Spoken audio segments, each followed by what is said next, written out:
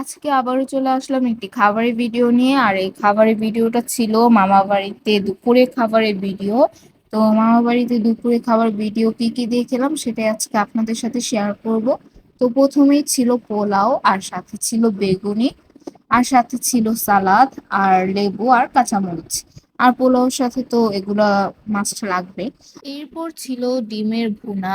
আর আমি ডিমটা অর্ধেক নিয়েছিলাম, কারণ এরপর আরো খাবারের আইটেম ছিল, তার জন্য আমি খেতে পারবো না বলে আমি ডিমটা অর্ধেক নিয়েছিলাম। আর এই ডিমটাও খুব ভালো হয়েছিল, খুব স্বাদ হয়েছিল। আর এরপর ছিল কই মাছ দিয়ে একটি ঝোল, আর এটা খেতেও খুব ভালো হয়েছিল। আর পোলাও দিয়ে ভুনা বা ঝোল টাইপের যে কোনো জিনিসই খেতে ভালো লাগে। আর সাথে আমি লেবু, সালাদ এগুলো তো ছিলই, এগুলো নিয়ে নিয়েছিলাম।